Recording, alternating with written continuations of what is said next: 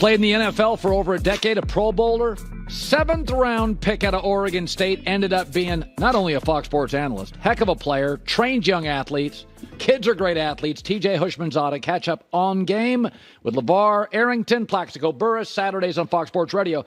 All right, so we've had a lot of discussions here. Let's just start with the Aaron thing and get it out of here. So Aaron announces, yeah, it's not realistic. I'm not going to be ready to play, which is what we all said, and we're kind of looked down upon for trusting, the history of, science, that he would not be ready. And now Aaron admitting, yeah, I'm not going to be ready.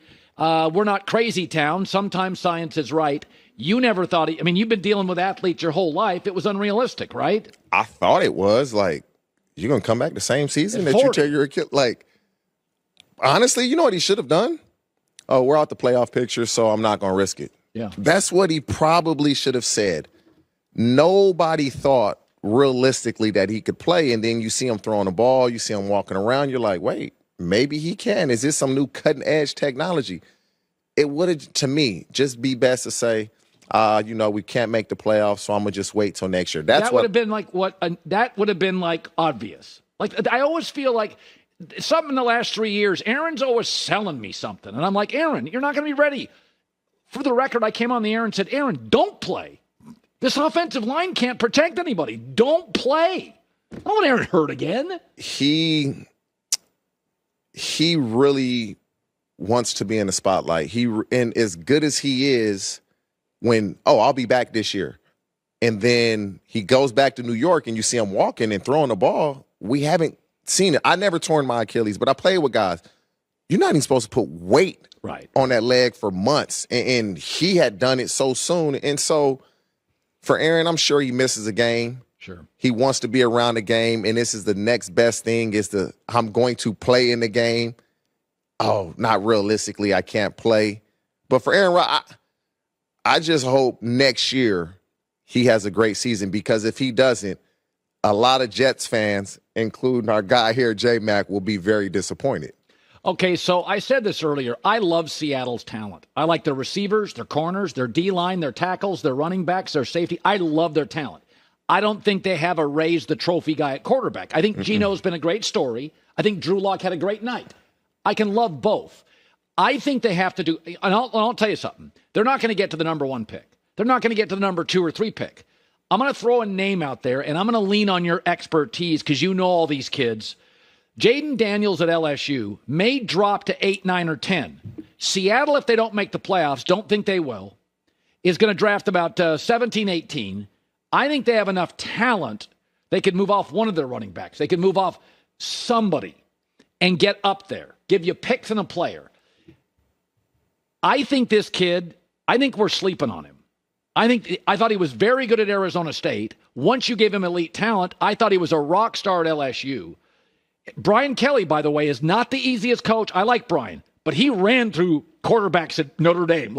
Brian is a rough guy, right? He's intense. What do you hear about him? What do you know about him? I think he could end up being and I say this knowing I like Caleb Williams. Daniels is so consistently productive. What do you hear?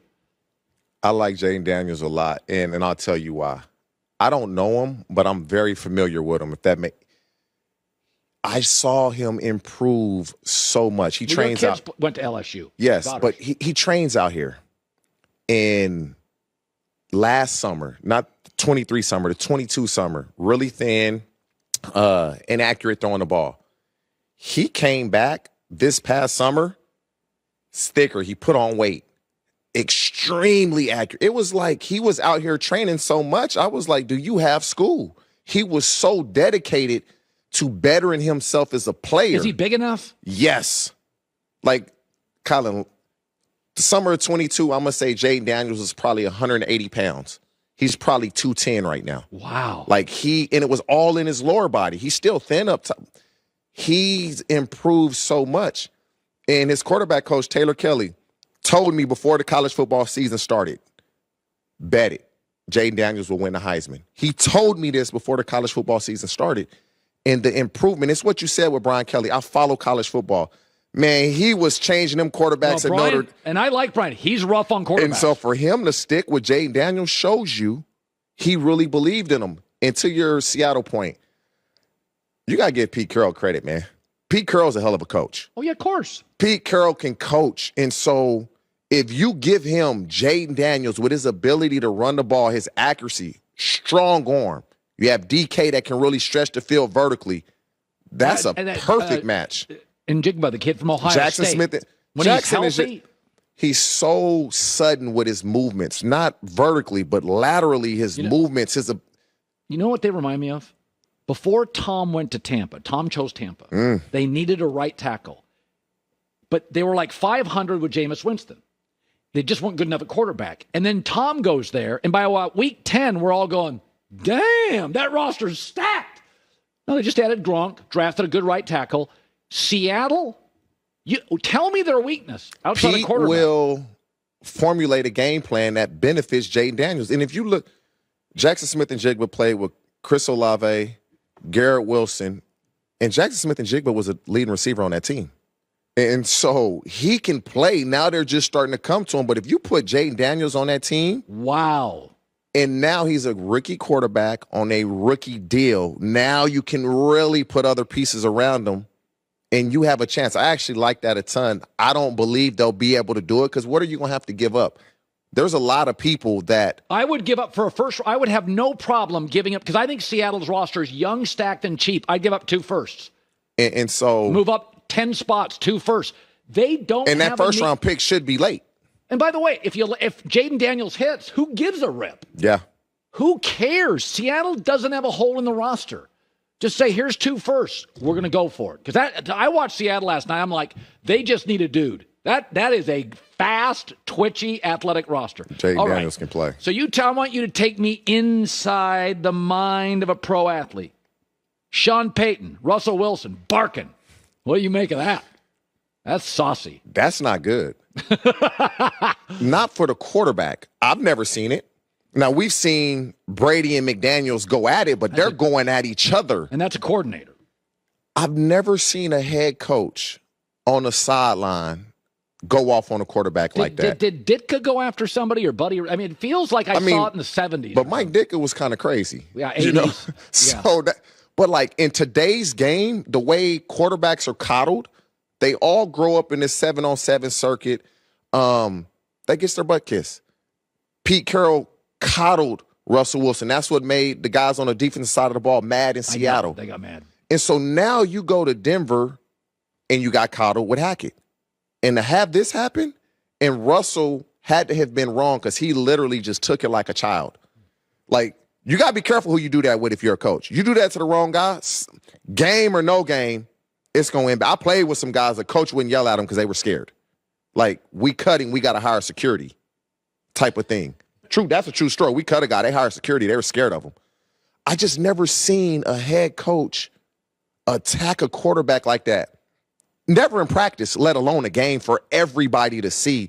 And so to me, that shows me Sean Payton is fed up. I can't see Russell Wilson lasting much longer in Denver. I don't see it because he's literally taking it like a child, and he felt like, ugh, what can I do? What can I say? I've never seen anything like it. So I think there's only one name the Chargers can hire that won't fail. Can I say it? Go ahead. I'm hiring Harbaugh. Jim or John, I don't care. Just hire Harbaugh. Harbaugh's are 2-0 in the NFL. Hey, soon as Michigan is done with this college football playoff, Harbaugh, what is it going to take? Who you want as a GM? Okay, we'll get that done. He has been successful everywhere now, he's been. At the end of an NFL season, the NFL hands every franchise the same check. I think last year it was like $430 million. Give Harbaugh $25 million. What do I care? If you find me the team in the league that has an A quarterback and an A coach that doesn't make the playoffs 7 of 8 years, you've got the quarterback. Go get the coach. Like this is an easy one. And by the way, as much as Jim likes Michigan, the NCAA is going to come down with a hammer. You're going to lose 18 guys to the NFL. There's a chance they lose in the first playoff game to Alabama and everybody's ripping him. I mean, I think it's time. If I'm Jim, I'm going. You got to go because you have one of the better young quarterbacks in the league, and you have a top 10 pick that could possibly be a top 5 pick. This roster, everybody, it's a good roster. It's not what everybody thinks it is. They don't have a ton of team speed. They're very average at receiver. But with Herbert as a quarterback, you have to take this job. If you're Harbaugh, why would you turn it down? If you're the Chargers, he should be the first guy that you're looking at. Well, he's a Michigan man. He should be a Michigan man.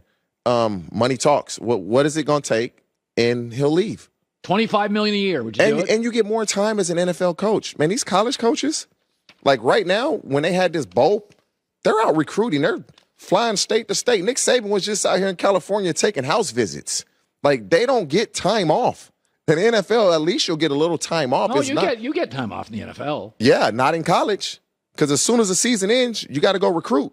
You don't have a ton of time off. They have 2 signing periods now, which has ruined the life of college coaches. Man, these dudes are flying across the country because you got early signing period. You want to lock these kids in and hope they're committed to Michigan. Oh, let's hope Bama doesn't flip them. So you got to go into these house visits to make sure these kids are solidified. And so if I'm the Chargers, Harbaugh is my first and only priority. Hi, everybody. Thanks for watching. Subscribe here to get the latest from the show. Also, be sure to check out more of the best clips from The Herd or go watch a few segments from other shows on FS1.